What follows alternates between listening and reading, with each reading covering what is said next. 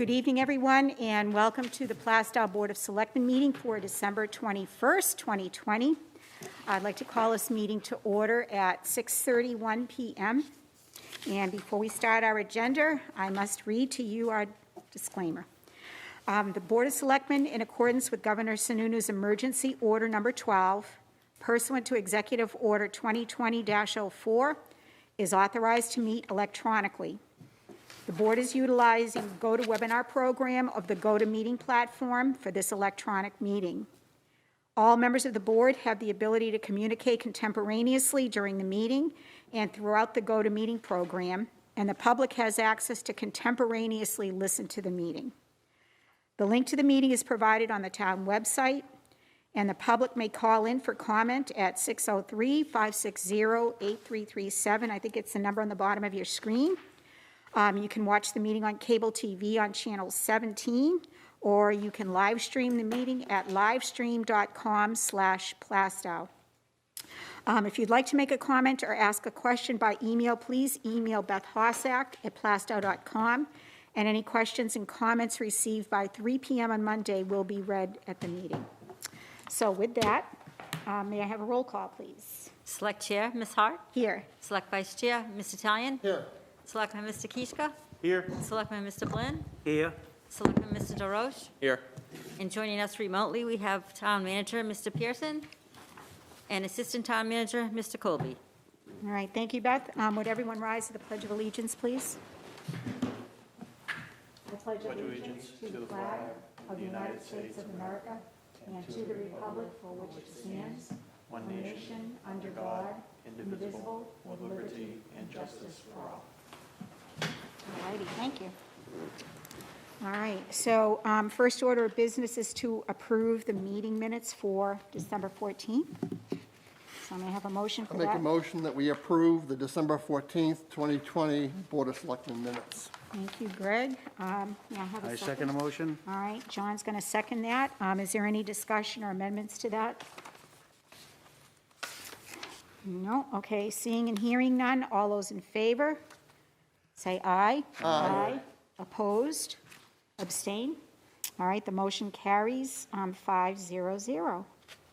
All right, and our next agenda is public comment. If anybody wants to give a call in while we're going through the rest of the agenda, be my guest, and we'll answer the phone and hopefully answer questions if you need to. Our most important agenda item tonight is to open trash proposals. We received 2 of them, one from Waste Management and one from Casella.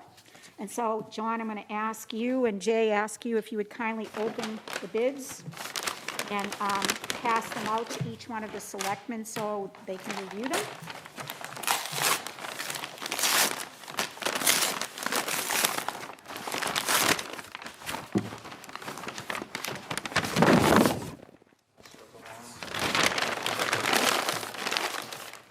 A copy, yeah, do you have enough? Yep. Okay. Yes. Oh, all right, thank you. And yours. Beth, this is the original. Okay, perfect. Hey, Thank Dean? you. Can you get this fixed next time, maybe? It's always falling off every time you hit it. It's been like that for a while. Eventually it'll get lost. Did you get Waste Management? Oh, this isn't up, No. thank you. You did not? All right. Thank you. So we're not going to take time tonight to take a look at these. I think you guys should kind of review them a little bit. And I will remind you that both of these vendors submitted proposals to us in August. So I'm going to suggest that while you're relaxing over the holidays, you may want to kind of take a look at these proposals and see how they compare to the original ones in August. And we'll hit the ground running next year, and we'll start work on approving a vendor and getting the contract negotiations done, okay? Go ahead, John, you look like you have a question? Yeah, have we had anybody submit any proposals for recycling? I reached out to 4 companies for subscription services, and I even called one twice, and I've received 0 information. So I think we need to do Plan B or resolve another method of trying to do this, and we can definitely talk about that first part of next year, because I've actually physically made calls and left email messages and phone messages, and I've gotten 0 response. Oh, wow. So, well, it might be due to the fact that there's not a significant amount of people that wanted to utilize the subscription service. So I don't know, but that will be a discussion for a future meeting, but definitely we need to discuss it. Okay, go ahead, Julian. So, I'd like to discuss some of these numbers, maybe with. I'm not going to allow Not that. tonight. I No, want to not discuss someone, tonight. because I'm reading it right now, and I right now don't understand the way they're doing it. All right, well, why don't you read it when you get Before the home, and next we will meeting, I wanna- definitely have a whole hour to discuss it at our next meeting, no problem. Okay.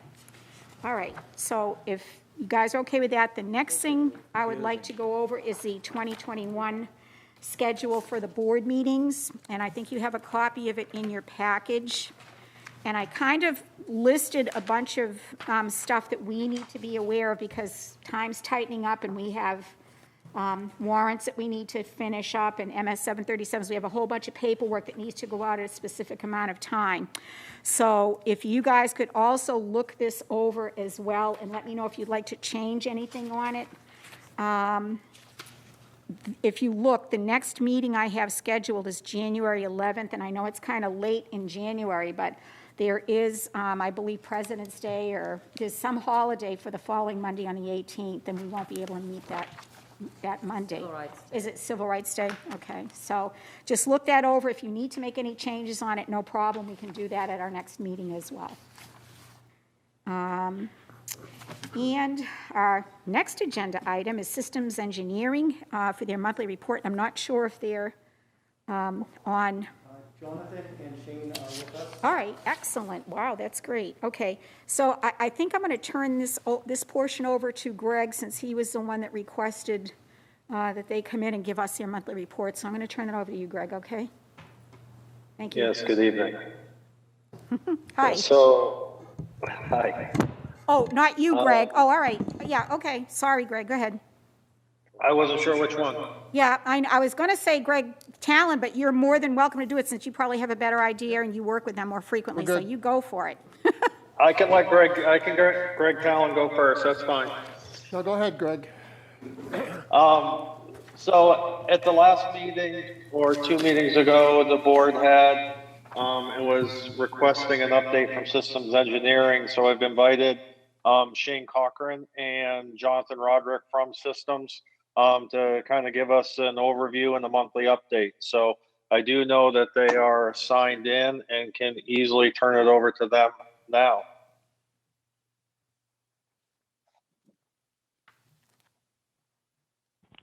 Okay, thank you, Greg. I do have a slide deck that I want to use to guide our discussion. So if everyone's in agreement, I'll share my screen now. Okay.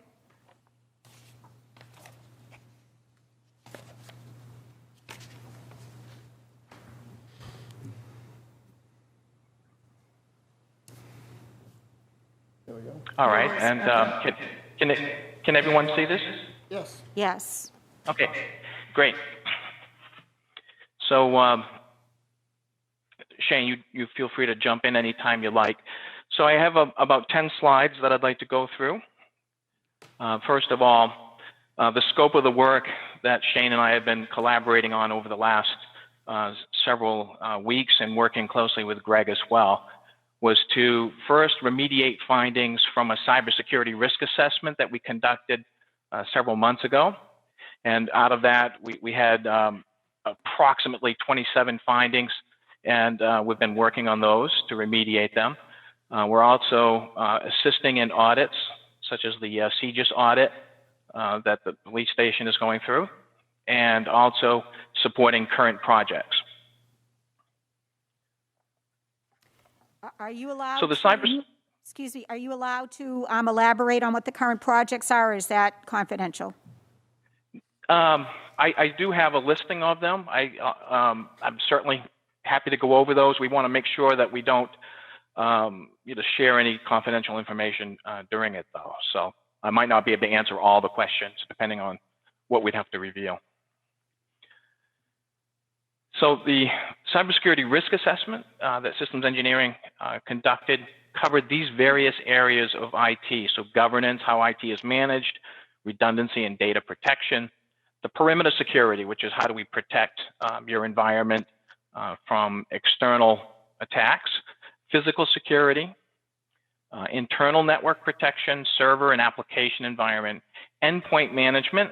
And endpoint management is devices that are used to access systems, the network and applications. Identity management, how do we make sure that you are who you say you are? Email was looked at, infrastructure monitoring, your IT support structure, and SQL Server. So out of that cybersecurity risk assessment, there were 27 total findings.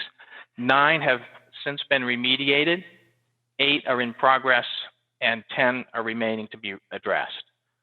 And so the remaining slides, I'll walk through what's been remediated and what's in progress and what's in remaining.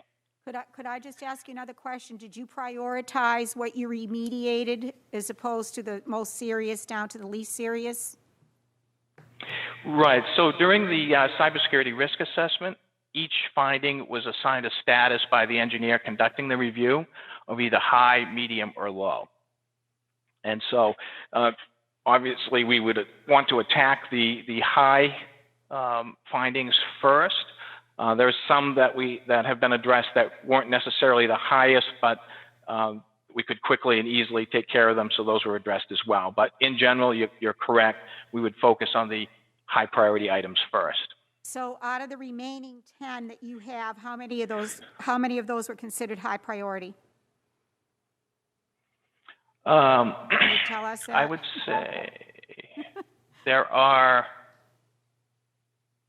2. Oh, all right, great. So the items that have been addressed already is email encryption, server backups. This is a lot of work that Shane Cochran has been working with the town of Plaistow on. Email encryption has been implemented, server backups, infrastructure monitoring, firewalls and network segmentation. Systems engineering installed new firewalls and is now monitoring those firewalls. Wireless network upgrades, server patching program, and the server patching is if you have a computer at all, you get regular updates from Microsoft to resolve certain security issues.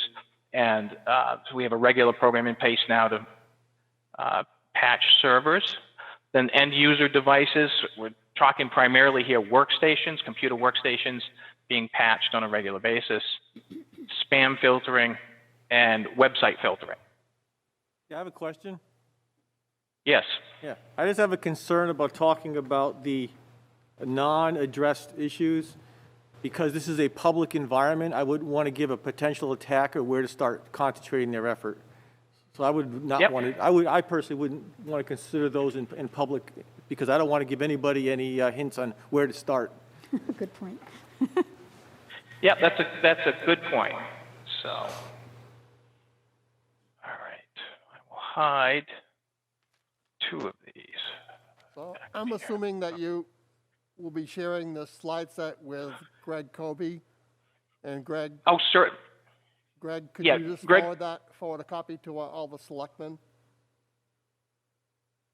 Yes, I will do that. Awesome. Thank you.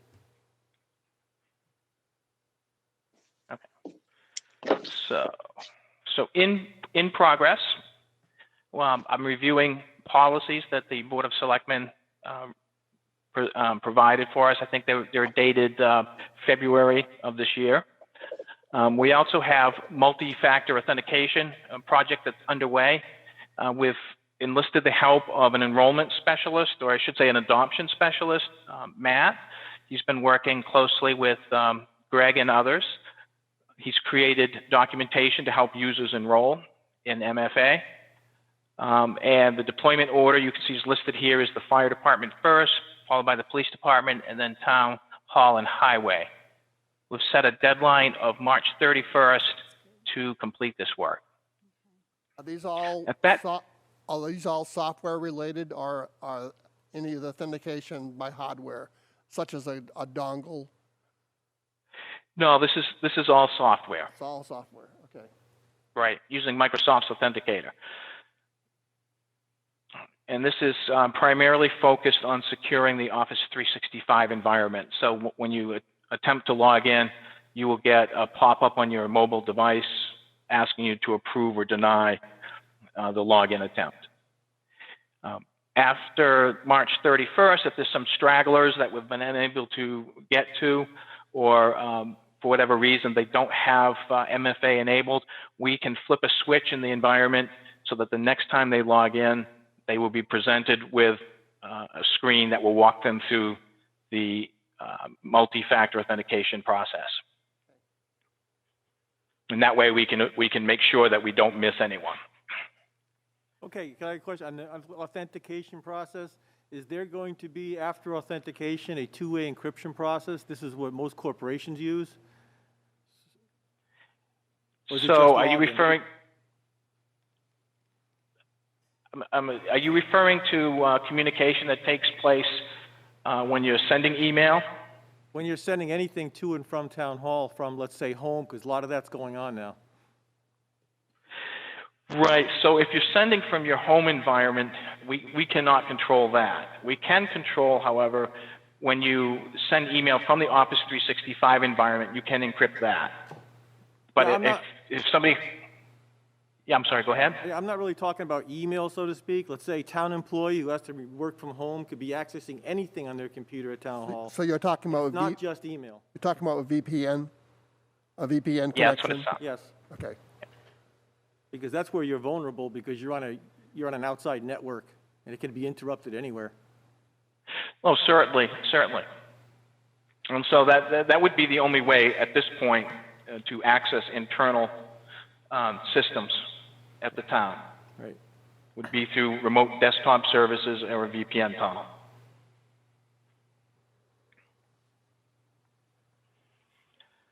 So the answer to your question, Julian, is yes. The multi-factor authentication will be prevalent, will be present when people are using VPN to get to their accounts. Is that correct? No, that is not correct. So our first order of business is to secure the Office 365 email accounts with multi-factor authentication. Okay. And that's what we're currently working on.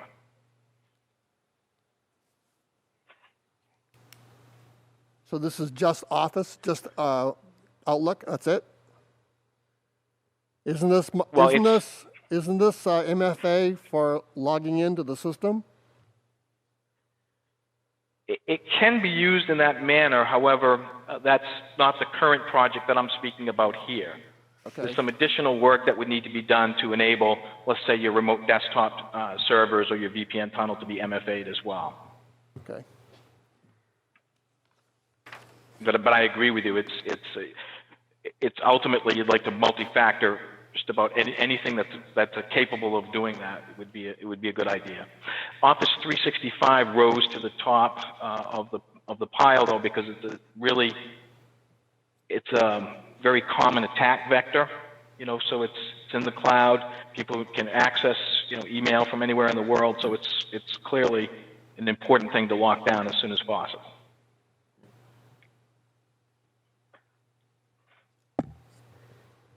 There's no other questions on that one. I can move on to this next slide. So there were two findings related to the data center environment and infrastructure redundancy. So currently, there's a server at Town Hall, and then there's two additional server stacks at the safety complex. The finding from the risk assessment was that at Town Hall, there's a server rack in the basement. The environment is not the greatest. There's water pipes nearby, and we really need to consider moving that server to a better environment with environmental controls, cooling, heating, humidity control, and just a more secure environment. Shane Cochran, who's on the call, is working with myself and with a group of solution engineers to present a proposal to the town of Plaistow to make that happen. Additionally, there's an infrastructure redundancy issue that was raised in the cybersecurity risk assessment. Currently, there are single points of failure in all 3 server locations. That is, there's a host server, and that host server is running multiple virtual servers. Should the host encounter a problem and fail, then the servers that are hosted will also fail. So by moving the server to the safety complex, the proposal is to put all 3 hosts into a high availability cluster. And that way, if any one of the hosts fail, the remaining 2 hosts will be able to pick up the computing load and there won't be any downtime. And then corporate identity, there was a finding there. I have an engineer that I've requested look at this one. There's a DNS issue for the remote desktop server.plaistow.com. So I think that's going to be a relatively easy one to fix. It looks like an incorrect DNS entry was made. And for those of you who might not know, that's domain name service. It's how you resolve a name to an IP address on the internet. Additional projects that are in progress. These 2 did not stem from the cybersecurity risk assessment, but there is an acknowledgement that security training needs to be accomplished. I have a meeting with Greg tomorrow to review work that we're doing right now on an information security training program. It's using a very popular platform called KnowBe4 that has really a strong range of security training and testing tools. So we can roll out a training program. It'll be some sort of video followed by a series of questions, and we track that into completion. And so everyone would be required to take that training. Additionally, we can do other things like phishing tests. I mean, I think everyone who has email has gotten a suspicious email at some point, which is an attempt to get you to click on something that does not have your best interests in mind. And so we can conduct a phishing campaign on a regular basis, sending test emails to employees. And if they click on the phishing link, then the KnowBe4 application records that fact, leads them to another page where they learn that they've made a mistake. And so it's really a way of us to test the efficacy of the training that we're providing for the staff by testing them regularly over a period of time. Will the security training program be made available to elected and appointed officials as well? It could be. I would defer that question to Greg Colby. Yeah. All right, Greg, that may be a question or a discussion for us for another time, but it may be important for potentially for elected officials to have this training as well. Absolutely. Okay. Everybody will be, it will be open to everybody, employees and elected officials, Okay. equally. Great. Hey, Thank Greg, you. this is Shane Cochran. I believe we also included elected officials as well in our count, so I believe that is available. Oh, good, good. Another project that we're working on is the police department is going through a criminal justice information services audit, or CJIS, and so I've been supporting that area.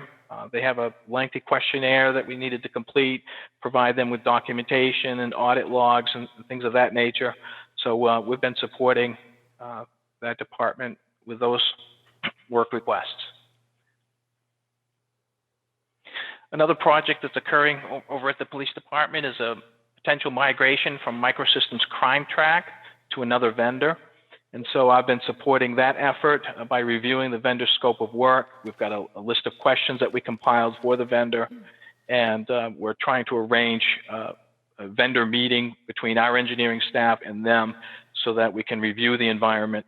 And the goal really is to make sure that when the implementation begins, that there are no surprises, that we know that our environment will support this product. And I think that concludes everything but the ones that are remaining to be addressed. So can I ask a question? are you looking at the backup frequency for possible cryptographic hacking? So if, for example, the town was hacked and files were encrypted, how often are we backing up, and are we backing up off-site or on the original servers? Right. So I'm going to ask Shane here to step in and help support me, because I know he was involved in this piece. But there are regular backups that occur in your environment, and then I believe a copy of the backup is offloaded to the Azure cloud environment. Okay. So if your question is around what's the backup frequency, what's the retention of those backups, I can certainly get that for you.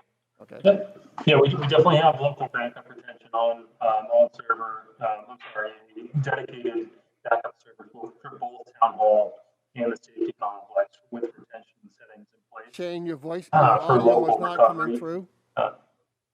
Is that more so your question? And defined RPO and RPOs within those backup sets? Your audio is not coming through. It's coming in and out. Are you able to hear him? No, I could not. Okay. Right. So sufficient to say, I mean, backups, backing up systems, that's the bread and butter of any IT management. So regular backups are occurring, and and copies of the backups are being sent off site. So if the question is more around, again, the backup frequency, and the retention is probably the bigger question. So that will vary according to the organization's needs, and I'm not sure how that was set up, that work.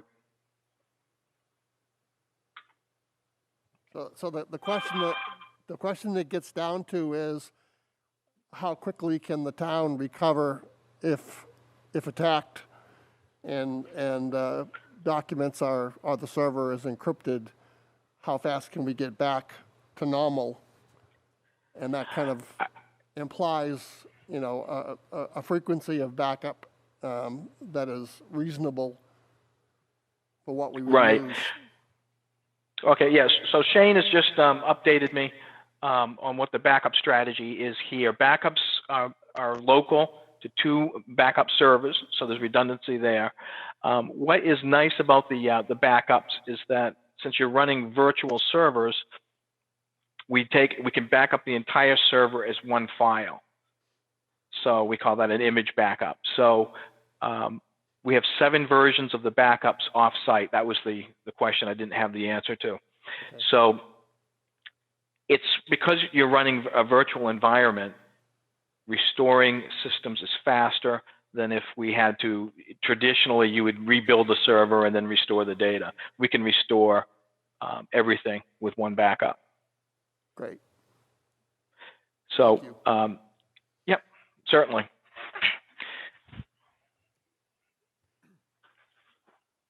There was, I don't know if you have information on this, but when we originally talked, we wanted to be able to allow the selectmen to be able to access their email in a common file area from their homes through VPN. Is any work been done on that, or is there anything that we have to do to get this thing going? I'm not aware of that request. Let's see if Shane can weigh in on that. That was requested in the first meeting with the Board of Selectmen and you and Shane.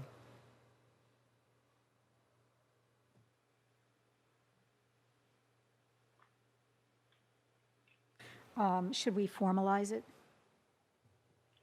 We can. I thought it was formalized. Yeah. All right. I'll send a specific request to Greg, and he can forward that to you. Great. Thank you. Any other Madam Chairman, questions? can I ask a question? Absolutely, sir. Go ahead. So I've been listening to the briefing. So my question to systems engineering is, in reference to the server locations, the current and where it's optimum to have the 3 servers at the public safety complex, would the fiber optic line that we currently have connecting the town hall to the public safety complex be used to connect the town hall to the servers with a switch to enable us to keep the current town hall status quo? Yeah, I would, that would be the desirable endpoint, is to utilize that fiber. So, as you know, it has much higher bandwidth capabilities than a site-to-site VPN. So absolutely would want to use that. So I heard you say that you're, to some degree, working on that. Is that a big thing to do, or is that just a small project to do? No, it's fairly significant because right now the virtualization system that you're using is Microsoft Hyper-V, and you're not configured in a high availability configuration. So what we would do is we'd bring the 3 hosts together, and we would connect them to a SAN, or a storage area network. And then we would install virtualization software that would allow it to operate in high availability configuration. So it's a bit of engineering work for sure. And what we're trying to do right now is work. The hardware is pretty straightforward in the software licensing. It's the statement of work as to the work effort required to do that. That's what we're working on now. So what I'm trying to get to is, what is the proposed cost to do this? Because we're in the middle of a budget season now. So if you're going to tell us that it's going to cost X amount of dollars, we don't have that budgeted right now. So I'm trying to get a handle on what this is going to cost. Right. So Shane, I know you've been working on getting some quotes on the hardware. Perhaps you can weigh in on what you think a reasonable budgetary number is.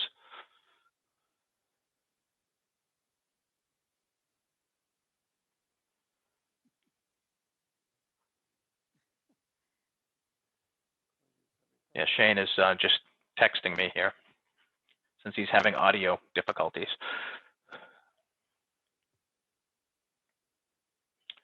So Shane is saying that we're very close to the budget number now. So we should. So Shane, what would you hazard would be a reasonable time frame to finalize the budget number? Because I'm having a sense that that's what they want to hear. 3 weeks, Shane is saying. That's too late. That's way, way late.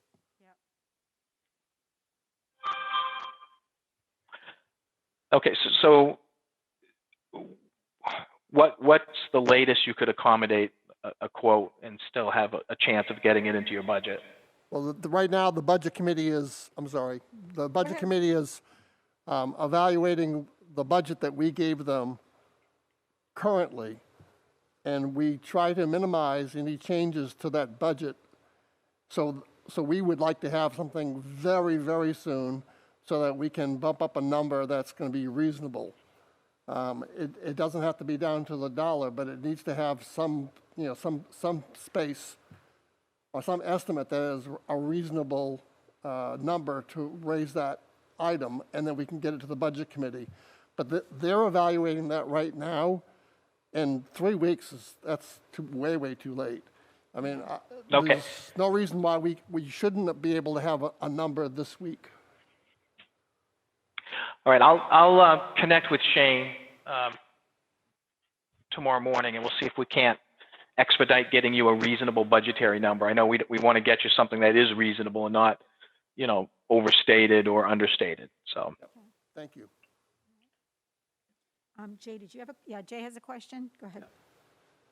I noticed on your presentation, the work in progress items, you're planning to have it done by 3/31 or March 2021? That was the deadline for the multi-factor authentication. That's a multi-factor. Okay, so as far as the ones that are in progress and the remaining items, do you have an ETA on when those items might be resolved? And are they included in the current budget that we have set for this, or do we need to budget more for those items? Because there's still 10 more items that are remaining. Right, yeah, let me just look at those. There are some of the remaining items that we anticipated would not be in the budget. So for example, there's one for the wired network. The recommendation was moved to business class switches instead of the switches that you currently have. It offers more configuration abilities to improve security. And the comments that I got here is that we could address that during the normal replacement cycle. So rather than going out and saying, okay, these switches are not business class, let's replace them right now, we would just budget to replace them as they reach end of life. There's the one other issue that there could be some labor dollars attached to it, but the solution is not has not been settled on yet. So in your current environment, you have 3 different separate domains, and each domain has its own instance of Active Directory, which is the security database for the servers. That complicates other things like single sign-on, syncing the Azure Active Directory environment to your local environment. There could be a way to resolve this to migrate all 3 domains into one domain, but that hasn't been looked at yet. So I think the remaining ones are mostly labor, I would say, at this point. So And not a capital outlay. a question regarding that. Is that separate domains a requirement for the police department? A security requirement? I haven't seen any evidence of that. Okay. At this point. I did, in assisting them with the audit requirements, I read all 200 pages of their CGIS audit policy, and there's nothing in there that I would think that would preclude us from, merging the domains together at this point. Okay. Thank you. Go ahead, Jay. One last, do you have a timeline on, like, I know you talked about some of the remaining items we would just deal with at the end of life. It might happen next year or the year after or whatever. But some of those other items, do you have a timeline on, when we might want to address them? And if we're not going to address them now, we'll need to obviously budget for that in the next year, or 2022 to address it.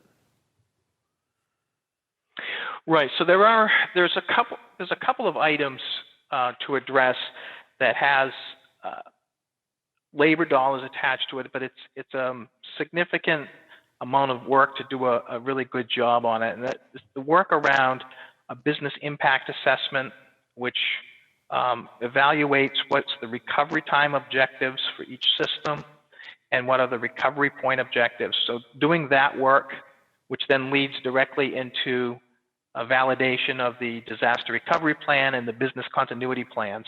That's a fair amount of work to accomplish, and it needs, obviously input from many leaders throughout the town. So you'd say that's probably a large size project, or extra large? Yeah, I would say in terms of effort, because how we would normally get to a BIA is we would go to each, we'd go to the town hall, we'd go to the police department, we would go to the fire department, and we would start talking about all the processes that they need to occur when in order to do their job, and we'd map those processes back to the underlying dependencies, technology dependencies. So, for example, a town hall, one of the processes might be, we need to send out property tax bills. So we say, okay, in order to send out property tax bills, that's a process, a business process. What are the dependencies for technology? What systems do you need to have up and running and in place to do that? So once we've mapped that, then we can then determine for each one of the systems involved in that business process, what's the maximum time to recover, that's the RTO, and then what's the maximum time that we can lose data in terms of a recovery point. And by recovery point, I'm saying when we do restore a system, at what point in time do we restore that system? So, for example, if you were to do backups once a night, and let's say at 3 o'clock the next day, something catastrophic happened, well, you could say, no problem, I've got my backups. And so you'd go to the backup, but the backup is from last night. So at that point then, the recovery point, we would say, is measured in, up to 24 hours. And for some systems, that's fine. And for some other systems, that might not be. And so that planning work, like I said, takes a fair amount of effort.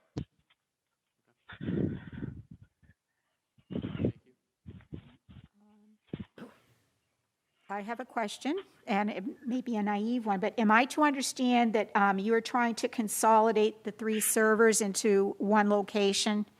And if that is the case, have you identified a location? And can we get some kind of a benchmark and when that can get done? Because I believe we discussed this almost a year ago, and it doesn't appear that any movement has been made on that part, and I'm really concerned about the one downstairs from the town hall.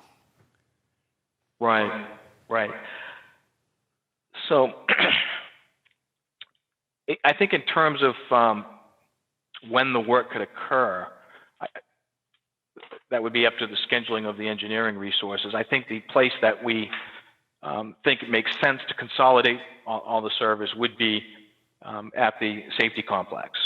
I've been there myself. Greg gave me a tour, and you've got plenty of room. It's well cooled. It's secured. It makes sense, especially with that fiber optic connection. It would make sense to consolidate there. So can we get some kind of a benchmark from you on when we can expect it to get completed next year? Oh, absolutely. Yeah, it certainly would be in 2021. The question becomes, what month do we anticipate we could start the work? So Mark Pearson, in his question to you, referred to the fiber line that we have currently. That, I assume, is a separate project to be able to hook that up to the safety complex server room? Yes, Is that correct? that's a fair statement. Yes. Okay. So, go ahead, Greg. Did you have a question? Yeah, well, with regards to that fiber, it's taken us quite a bit of time, and this also to go to the chair's question, why it's taken so long is we've had a hard time with the cabling company identifying the actual fiber itself, where it's at and the like. And we were actually just successful this past week in locating the 2 ends of it, but then also prepping both ends in order to facilitate this project as well. So, Okay. Which is a good sign. Good. Thank you. So we have things that are similar that are more project-based, and we also have things that are primarily the overall operation of IT.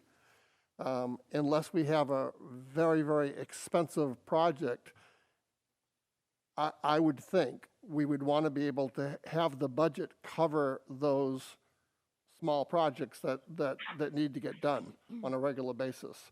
I don't think any of them are going to go away, and as technology increases, we'll be upgrading and doing whatever is necessary to keep things secure and keep things working.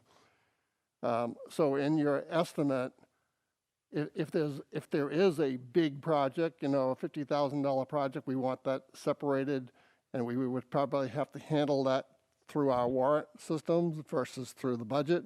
But other than that, we probably need to have a process inside of the actual IT budget that covers these types of small projects. Right, right, which primarily for the ones that don't involve the purchase of capital items, you're talking consulting dollars Exactly, for somebody to work on it. correct. Are there any more questions or comments? I would like to suggest if the board, oh, go ahead, Julian. Yeah, I know there's a difference between if I use a town computer and log in from home versus if I use a home computer, personal computer, and I'm logging in from home, and we do have access to shared drives, et cetera. That's a different realm of security. You can make the town computer have its own encryption so that it because it's controlled by the town, but you can't do it to somebody's home computer. So that, I would say that's a vulnerability. If someone wanted to come in through the system, they'd come in through a personal computer, and I've always not been against using personal home computers to log into town systems. So I don't know if that's a problem that's been addressed or identified.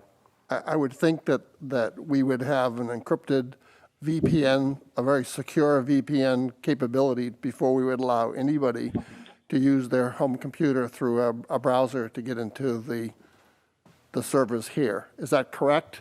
Is that, I mean, do we have a VPN that's being used right now, Greg? Do you know? You do. I know there's a remote desktop services, because I've seen that in the documentation.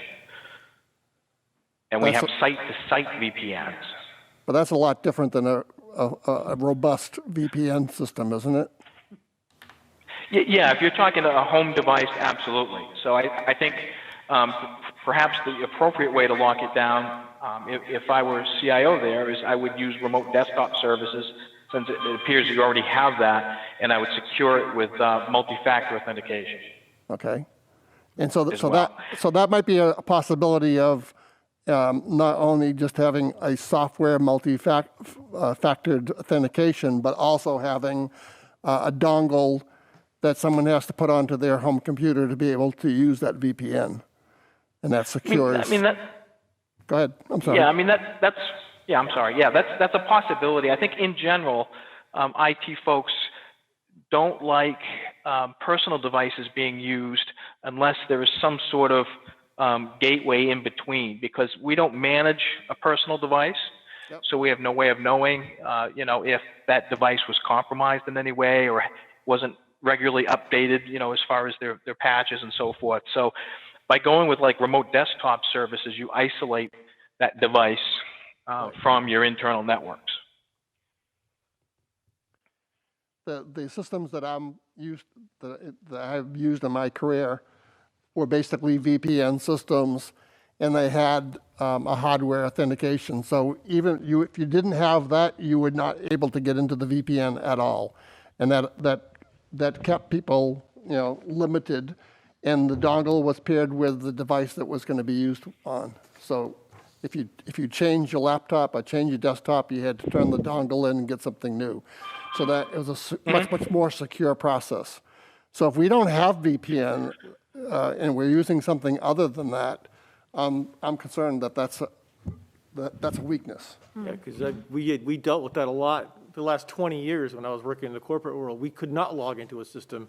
They had two methods. If you were using they had the hardware dongle, they also had a software dongle, but that was installed on a company computer.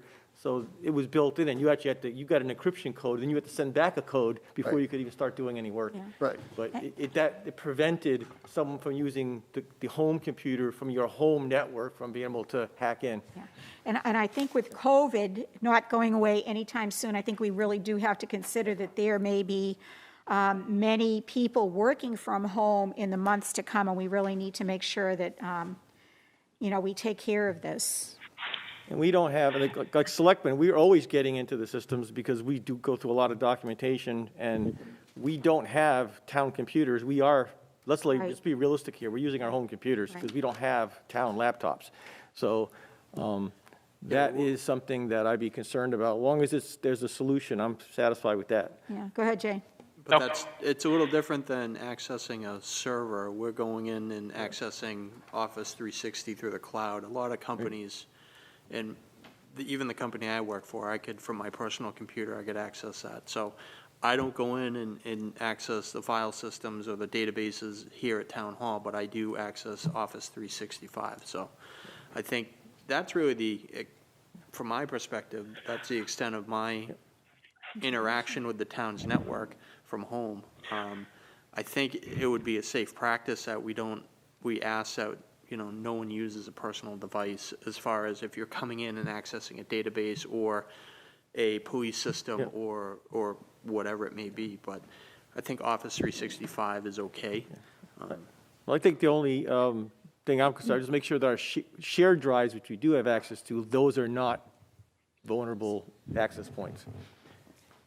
So can you make a recommendation to provide a secure, reasonable, remote access capability that we could then bring onto the table? Yeah. Go ahead, Greg Colby. No, I was just gonna, following up, when you talk about VPN and the employees, most, if not all, of the VPN access is by laptop that are owned by the town that SE has set up. And a lot of those machines were paid for with Gopher money, similar to what you say, Madam Chair, that, with COVID and more people working remotely, we did use Gopher money to purchase laptops for department heads and the like, and that is what they are accessing and using the VPN for. So I don't believe there is any or extremely few that are actually using a home computer, except for what Jay said, maybe through Office 65 and accessing email through the cloud. Well, that's very reassuring. Yeah, Greg, thanks for sharing that. So I think that for Office 365 access, the MFA project will tighten that up. So if you use your own personal device to hop on to SharePoint or email, you would be challenged for two-factor authentication. So whether it's software or hardware, it amounts to the same thing. You're gonna try to access your account. You're gonna get a pop-up on your cell phone that you've configured for multi-factor authentication, and you'll have to approve or deny that access, so that if your credentials are ever compromised, your account is still safe. As far as the laptops that Greg just told us about, if we supplied them, then we manage them, so they make sure that antivirus is installed and up to date, make sure that the security patches get installed.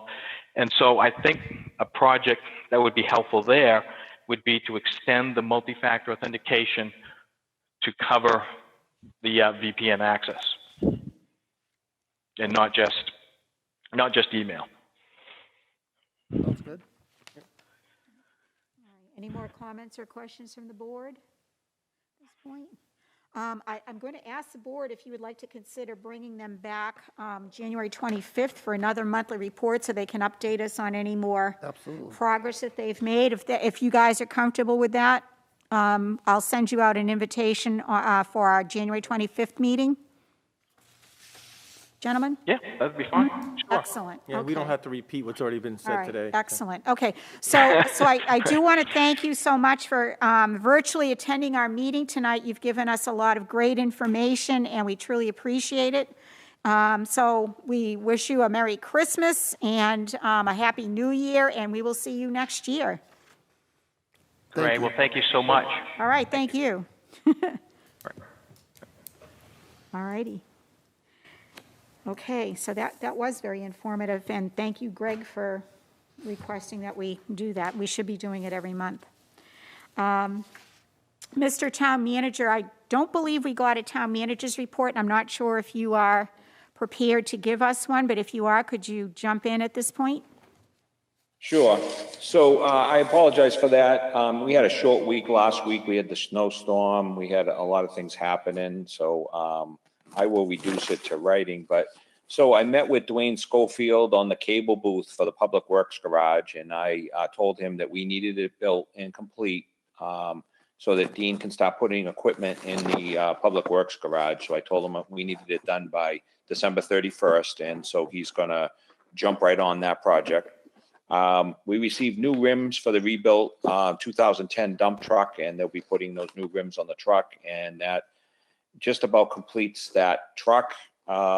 You did see it, you and the vice chair did see it the other day, so you can speak about that on your, maybe your town managers, your selectmen's reports. The salt deliveries continue, and the salt shed is being used to its almost maximum capacity.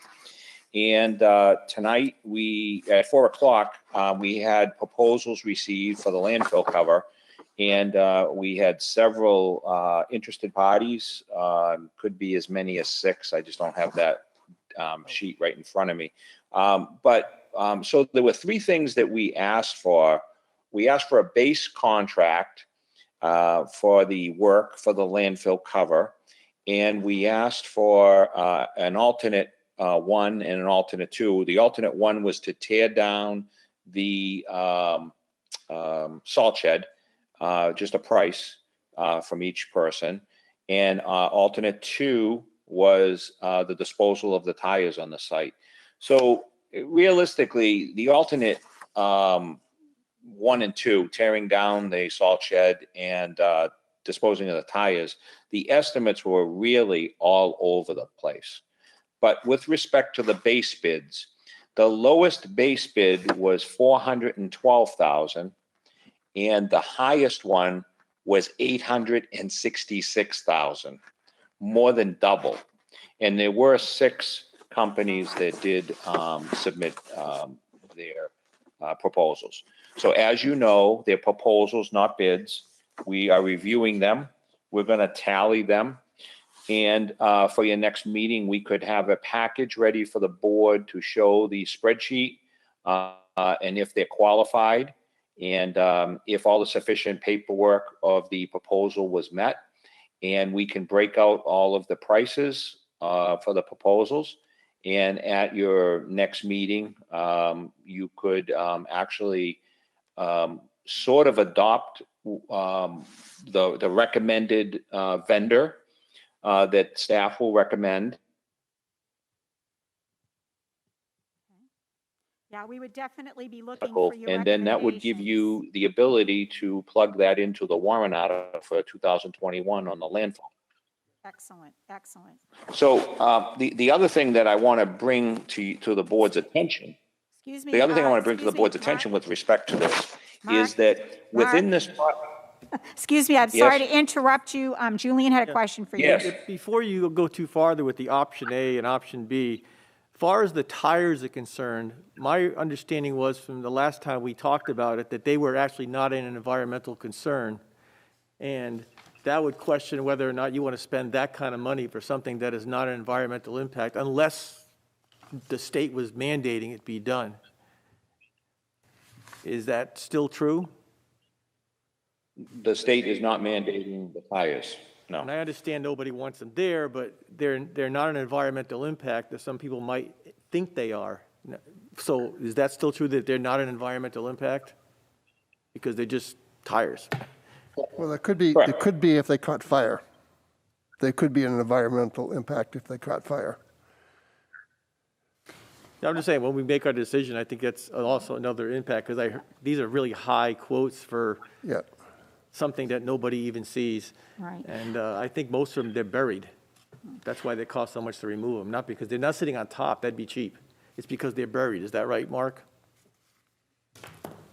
Well, yeah, and I'm not real sure that everybody knows to the extent of what's buried. So that would be I think we might run into some possible issues or some unexpected costs if they started excavating and found more than they originally thought. You'll never know what other treasure you'll find, like you did at the public. I'm going to suggest that we wait and look at the proposals, from a physical standpoint, get a chance to read them and understand them, and then make a decision after that. Okay, can I make a couple more comments just so that the Absolutely, board absolutely. understands what's Sure. happening now, between now and the next meeting? So our consultants, the engineers, Sanborn Head, are completing the permitting process, and it is expected we will have the permit in hand, or they will have it on our behalf in January. So we will be ready should the town meeting pass the warrant article proposed by the Board of Selectmen. If that has a favorable outcome in March, we would be essentially ready to go. However, I just want to bring to the board's attention, we have one outstanding issue that is really beyond the town's control, our engineers' control, and in fact, DES's control. Part of the alteration of terrain permitting process is to get a sign off from the New Hampshire Department of Fish and Game about endangered species. So we're really down to the openness of the landfill about a black spotted striped snake that was found a couple miles away. And believe it or not, there's no timeline for Fish and Game to give us an answer. So I just want the board to understand that this wildlife study that has to be completed with a recommendation by the Fish and Game could hold up the project, and it's beyond all of our control. The second thing I want to bring to the board's attention, so that you have all of the facts that I have, is that within the scope of this project is the mitigation of the methane gas that is a problem up there that is that's existed for years, and that the DES was very happy that we incorporated in the remediation of this methane issue into this proposal. However, if the warrant article doesn't pass to fix the landfill cap and remediate the methane, you can expect that the DES will, in some form or fashion, require the town to mitigate the methane. And I don't have a cost for that, although I did ask Sanborn head, Kelly, today to give me a breakout of what the methane portion of the project is versus the landfill cap. And I will also tell you that the poles that we're sinking into the landfill cap, the utility company has replaced those poles. So part of the work has already been done at no expense to the town. So that's all the information I have at this point, and we are going to put together a comprehensive package for the board so that you can make an informed decision for a 2021 warrant article. So And Mark, I'm yes. sorry. So basically what you're telling us is it's in the town's best interest to be proactive and to make sure that this warrant does pass so that we don't have any backlash from the environmental services. Well, I can tell you factually that the landfill is not going to get fixed by itself, that it's 30 years in the making. Unfortunately, there was no CIP putting money away for 30 years so that we had money now to draw on to fix it. So there was no prior planning. And it is always going to get more expensive as years go on if we don't fix it sooner than later. And DES has us on their radar.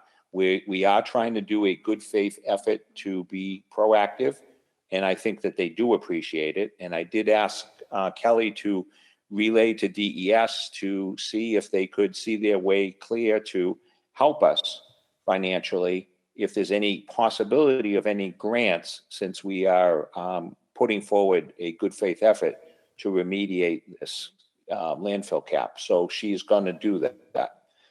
The other thing is I want to let you know that with this process, there's two types of processes that you put out for RFP. One would include a engineer's construction estimate, and one would be not to include a construction engineer's estimate of construction. I chose to go with the latter, which is no engineering construction estimate, because I wanted the people that were proposing to do the work to give us an actual cost. And the problem with giving them a engineer's construction estimate is they tend to work from that, and that's much more expensive. I can tell you now that the construction engineer's estimate was 700,000, and then you had your 100,000 of the construction oversight, so it's 800,000.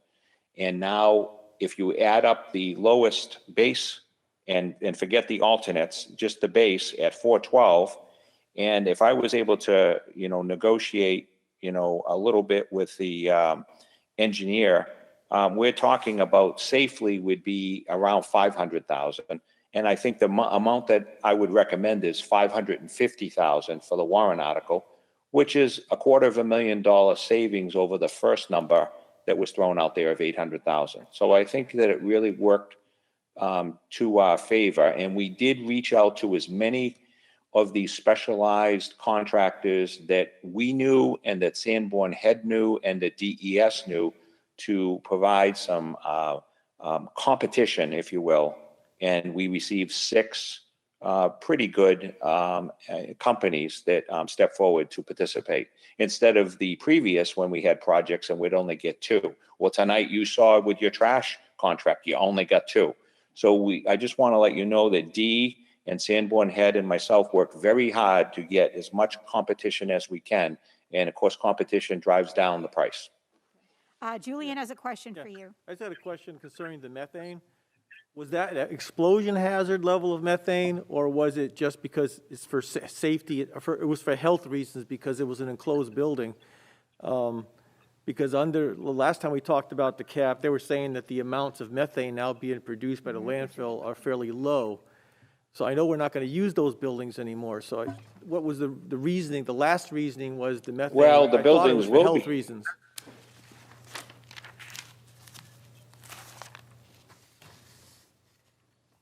Go ahead, Mark. Okay. Well, the building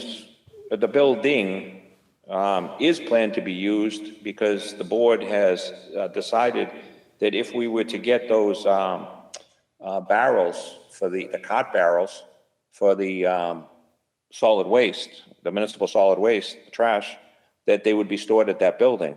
And part of that building is still the animal building, the animal control. So I think that the notion of not using that building at all is not really accurate. I think that the building will be used in a limited capacity, but not so much habited by any kind of humans for any length of time, So we were as I talking- understand it right now. We were talking about the animal control staying there, or we were possibly thinking about moving them to our other site as well, so there wouldn't be any more humans or working from that environment, and the animals, I guess. I'm done. There's never been any discussion in my tenure in Plaistow about moving animal control, and largely that animal control shelter, although it may be used occasionally, does not have humans in it. And there are methane detectors. Should there be a high level, the alarm would go off. So that's what I know factually at this point. Because I thought we had to keep heating, or was something there because of that? Was that I think we did talk about that. There's a line. Well, what we did is we intercepted the water that comes into the old highway garage building, which is the metal structure attached to the wood structure. And we intercepted the water this summer, and to decommission the water into the highway garage metal structure building so that we could eliminate heating the building. So we rerouted the water directly over into the animal control because, of course, they need water over there. So we did do that this year. Yeah, that's what it was. Thank you. All right, Greg has a question for you. So, Mark, Okay. with the studies that you say that we have to do with Fish and Game, possibly pushing out the construction, does this look like this will be a 2-year project? Do we have to do anything different in terms of if the money is allocated this year and we're doing a sizable amount of work next year? Is that going to be any issue or a problem? So the scope of the work for this project, notwithstanding the Fish and Game, was that this would be fairly quick and it would be completed by, before the fall of 2021. good. Okay, Your great. question is about the Fish and Game. I cannot answer that, and unfortunately, the regulations do not require the Fish and Game to answer the question within a certain amount of time. They have, it's not answered to us, that the time it will take them to get us an answer. So I don't have that answer for you. Okay. It will be pushed out. The only thing I would tell you is that one of the things that Greg and I work hard at is to look at the warrant articles in their form and substance. We would propose that this would be a non-lapsing warrant article for the landfill, just in case this went over into 2022. That's exactly what I was asking. Thank you. Yeah, I think we learned our lesson on the non-lapsing things, yes. All right, go ahead, Mark. That's essentially what I have. Greg and I continue to work on various things related to the Budget Committee meeting for tomorrow night, and encumbrances, and just all of the things at the end of the year that are starting to pile up. So we spent a considerable time today just going over things and getting ready for tomorrow night's Budget Committee and year end. So that's all I have to report tonight. I'd be happy to answer any other questions. Okay, Jay and Greg have a question, but I'll go with Jay first. Go ahead, Jay. Greg, regarding the water, I know there's some construction going on at Kelleher, but when that finishes, is there going to be any other construction until spring, or is that all stopping at the moment? Greg, I can answer that because I was at the meetings on this last Thursday if you want. So last Thursday during the snowstorm, I participated in 2 meetings, one at 9 o'clock and one at 10 o'clock. And it was about the status of the construction of the water project. And the answer to your question is, and for the project, is that this week here, DeFelice and Hawk or Lewis Builders is more or less shutting down construction until the spring, till March, unless there's any kind of an emergency with some of the work that they've done. So you're pretty much seeing the end of the construction right now until March. Okay, thank you. Greg? So very quick question. Do you have any updates at all on the vaccine distribution? Have we been communicated? Do we have a date, or is this going to actually happen? Well, we have not been contacted directly, but I know that the state has recognized Plaistow as a regional distribution site, and I get my information from the same sources everybody else can, is really just watching the updates from the governor and reading in the newspaper.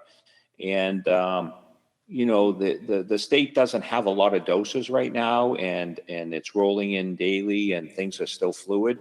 And they're rolling it out to first responders.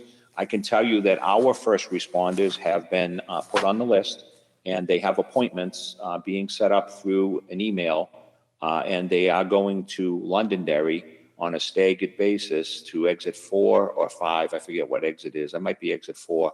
And so the rollout of the healthcare workers and the first responders is what is happening now.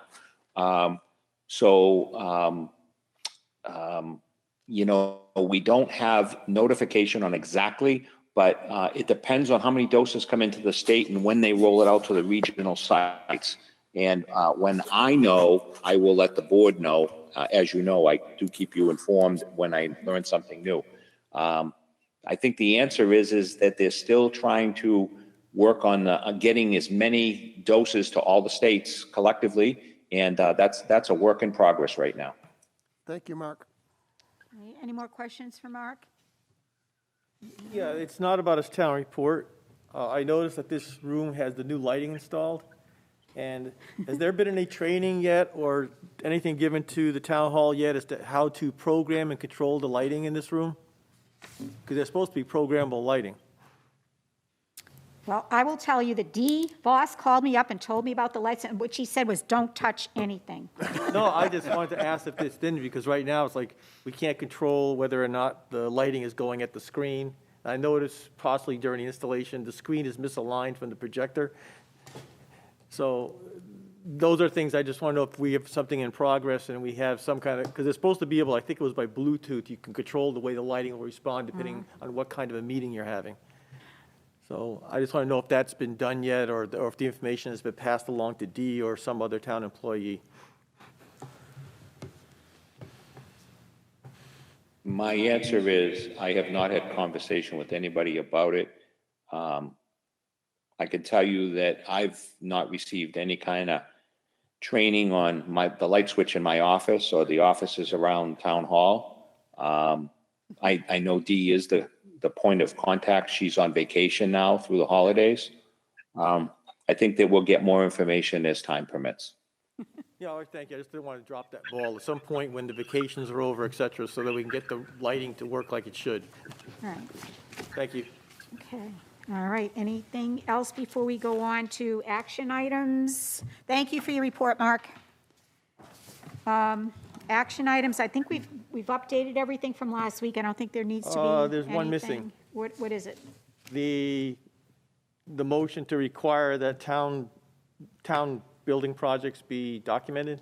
All right, you were going to look into that Yes, for us? I've already it's already started looking into it, found the current wording, and we'll be working on the changes Do now. you want me After I to add consult that with onto John. our agenda for next meeting? 'Cause I No, can but do put it that. on the action list. I have to talk to John Cashel. All right, well, give me a date when you're going to have it finished by.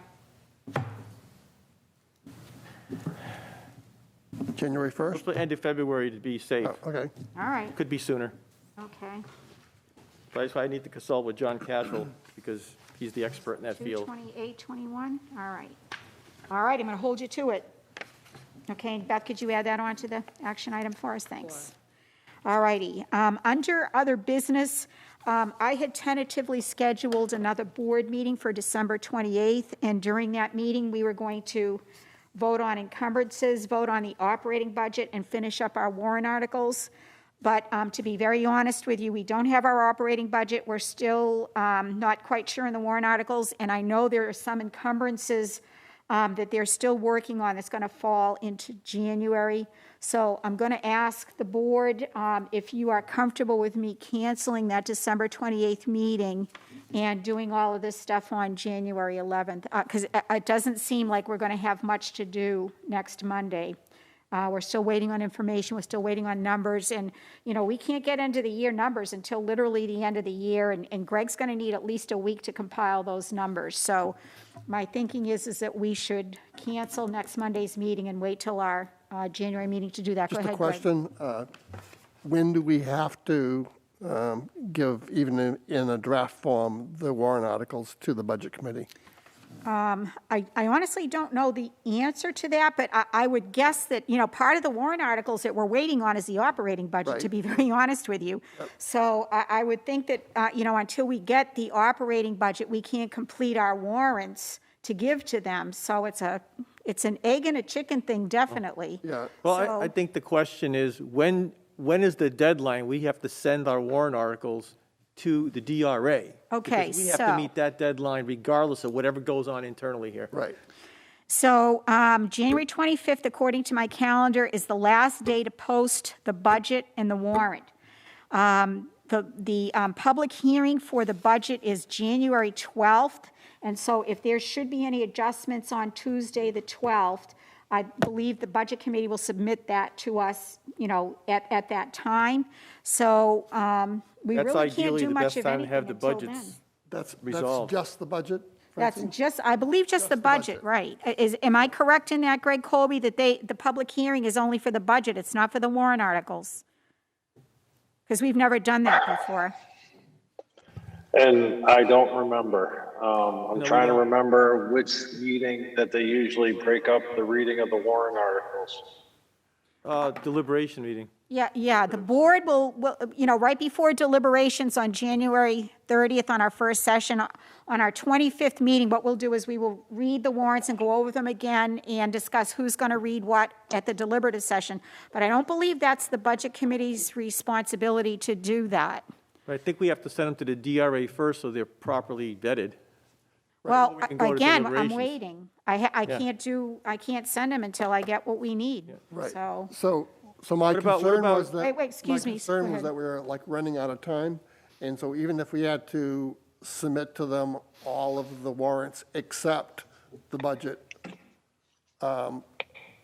that's one warrant that we haven't got a number for, but we could submit it to them and they would be able to vote on those warrants. Even if they have to be 95% vetted is after better by than the nothing. DRA, once they're vetted, we'll change the wording and we'll give them another copy of that. But I'm just concerned that we're going to run out of time. okay, go ahead, Julian. Yeah, well, there was two parts. To respond to what you just said, Greg, I'd rather see them vote on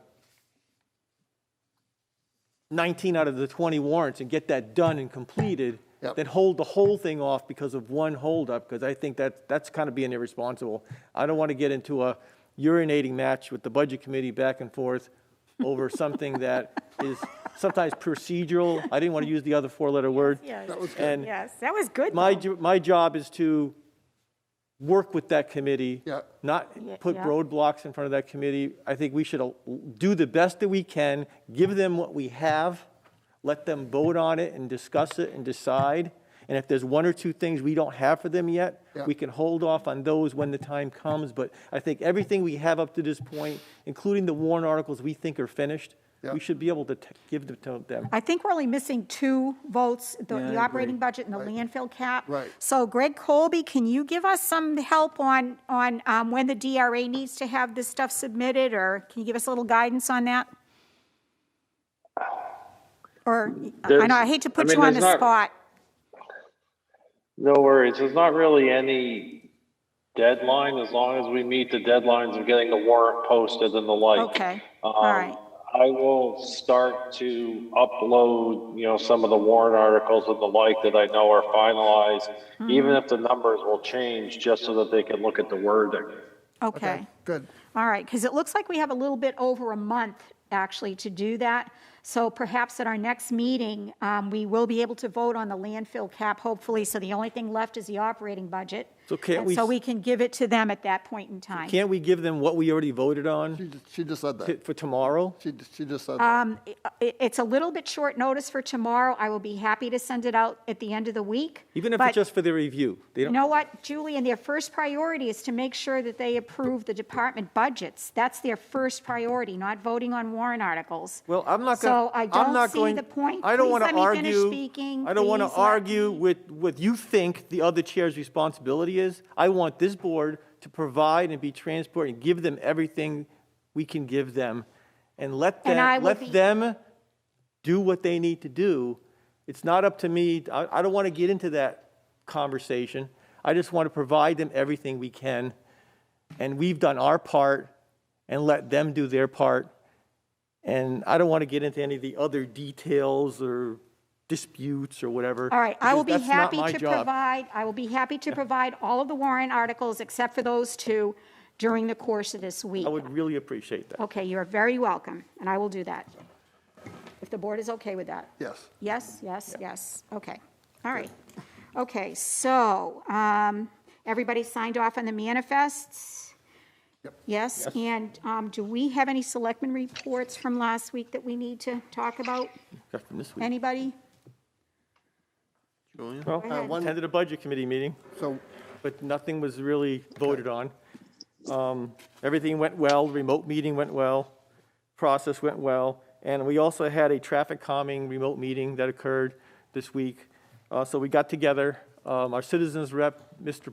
Poliquin, was also at that meeting, and we started discussing what we're looking for the next traffic calming, what went well in the last time we tried to do something, and we got to get it all out in the open and see what we're trying to do. Unfortunately, it doesn't happen until 2024, which is, you know what happens, you get a certain budget, and by that time, everything's twice as much, and you start cutting things out. We discussed that too. is there any way we can streamline this thing and get things going? Because that's really an overwhelmingly long process, which basically you end up cutting back on your project because costs change. We all know that.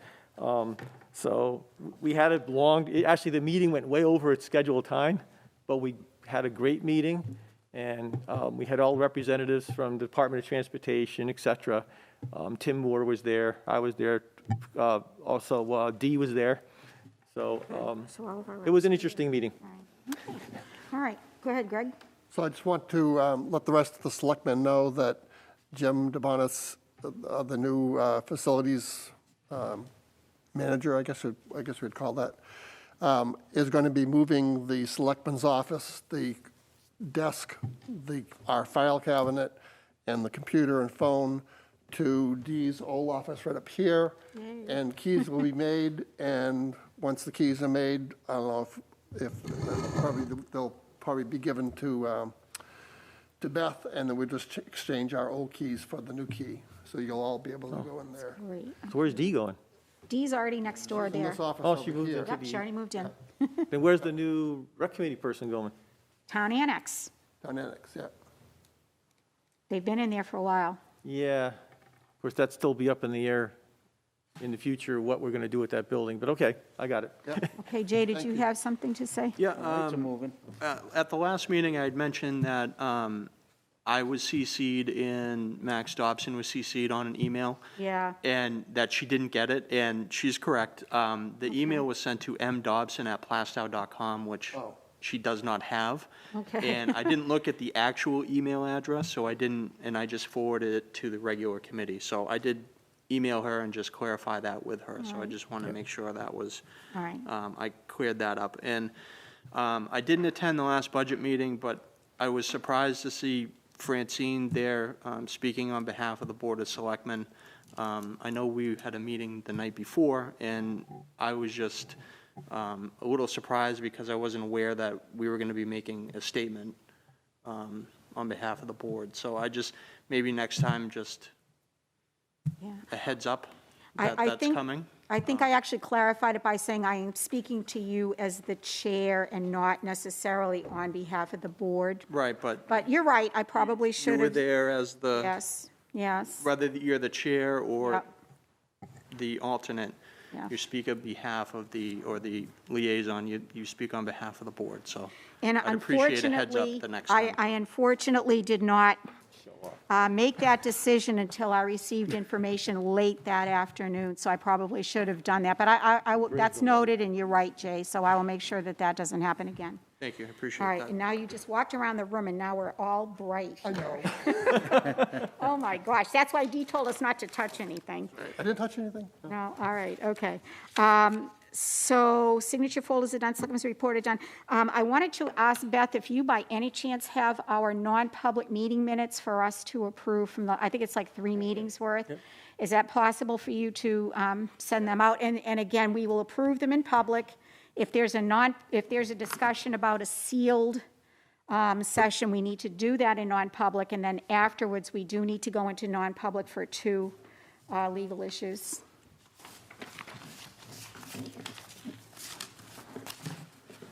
Thank you. Look, you have 2. These are all, I think, aren't these all sealed? I can't remember, to tell you the truth. I been a know while. one of them maybe. Thank you. You're welcome. Thank you, Beth. Yeah, okay, wait a minute. This one is sealed. Yeah, this is back in October, okay.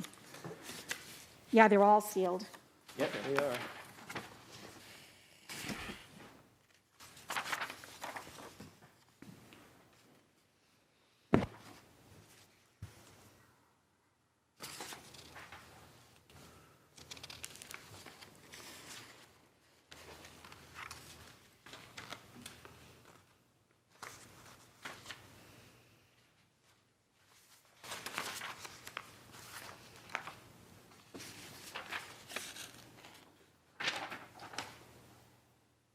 I'll make a motion to approve the October 26 sealed minutes. Okay, do you want to keep them sealed? Well, I'm looking at the paragraphs up top. And I'm just, if you can correct me, but I think all the stuff we discussed has now been implemented. I'm not quite sure. especially after today's meeting? I believe that he had, what, 2 projects, Julian, that Yep. were not, that we didn't show up on the screen? Were those yet to be completed? Okay. Or do we need to seal that until those two are completed or not? Could you tell me how far down that is on the page? I don't think it's on here. Well, it's kind of on the, It's all on the top. There's yeah, nothing it's else. kind of based on the work that Greg Kobe had defined for them to do. I don't see anything seems like here everything's already been personally. discussed. Yeah, I don't see anything here personally that we need to Okay. seal minutes for. What do you think, Jay? No? John, what are your thoughts? Do you want to keep them sealed, or can we unseal them? Just soon make them public. Because there's nothing here we didn't talk about already in public. All right, so, right, so fine. finish your motion about making Right. the motion that we Okay. unseal the minutes. And I'll make a motion that we unseal these minutes. All right, may I have a second on that?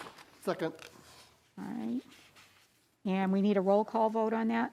Ms. Hart? Yes. Mr. Talian? yes. Mr. Kishka? Yes. Mr. Blinn? Yes. Mr. DeRoche? Yes. Okay, that motion carries 500. Okay, so the second sealed minutes is dated November 4th.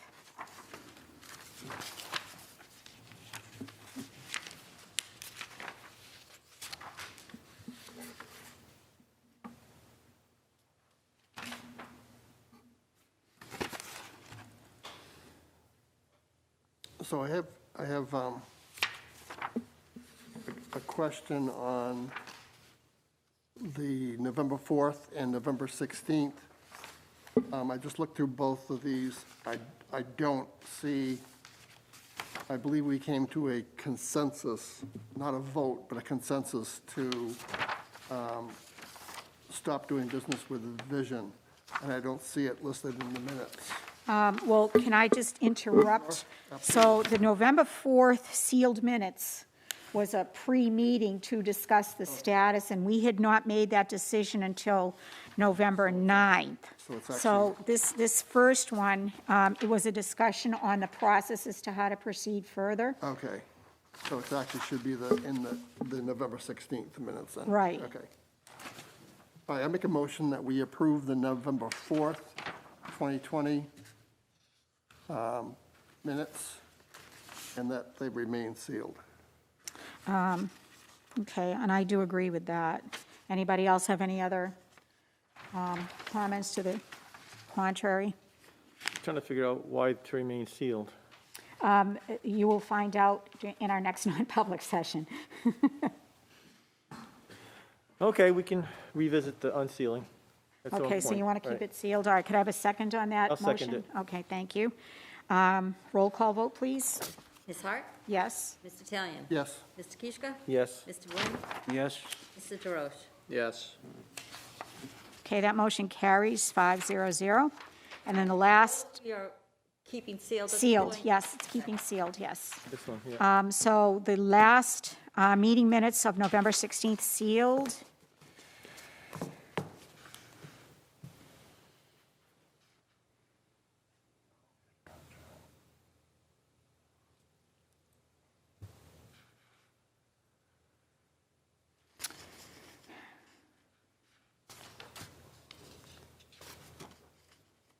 so there was a consensus Amongst the- to yeah. accept the proposal. I don't see, there should also be a consensus to stop doing business with Vision. Yeah, yeah, you were right, Julian, yeah, it wasn't there, My memory ain't that bad yet. yeah. It's getting there, but So We would you like discussed to that. add, eventually. to amend it? Yes, I'd like to amend that the board reach a consensus to stop doing business with Vision. Are we,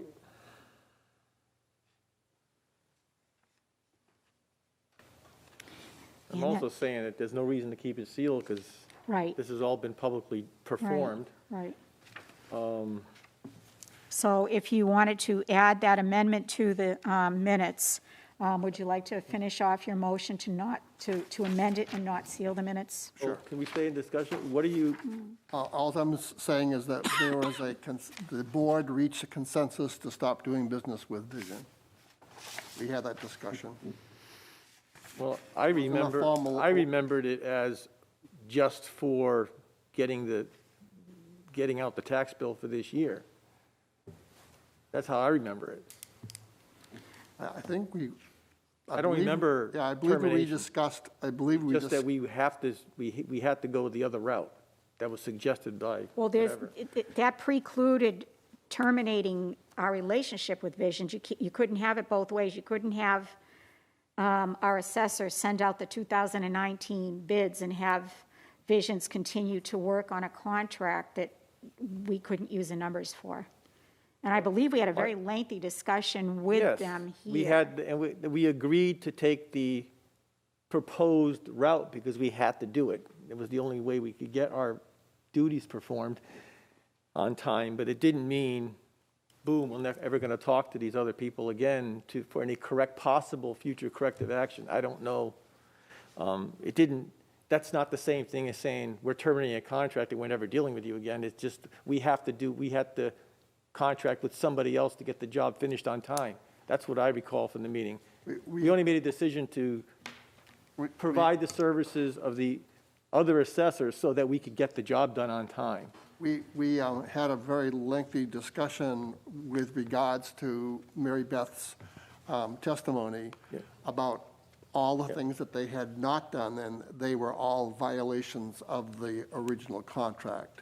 And that's where I thought we came to a consensus saying that we can't do business with this company anymore, and we need to be able to get this work done. Right, So we understand we couldn't at this time, we had to go the other route, but you can't by consensus terminate a contract.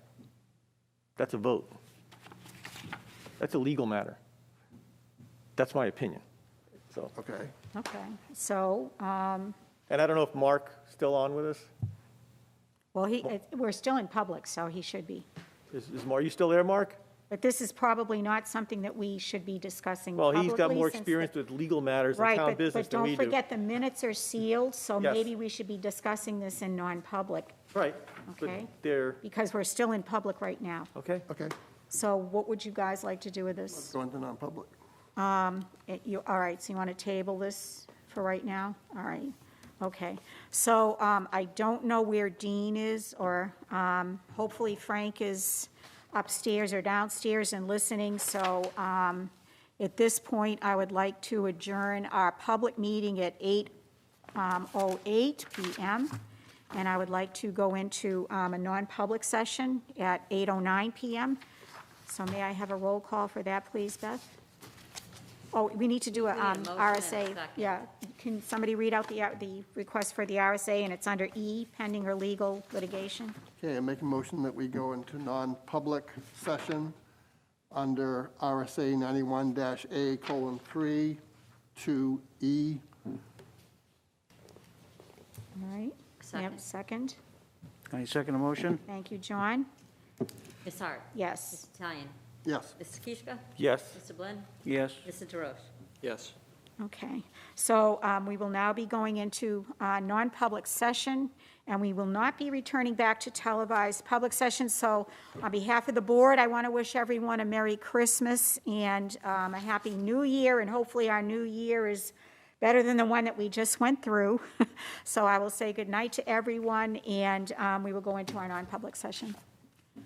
Merry Christmas. Merry Christmas.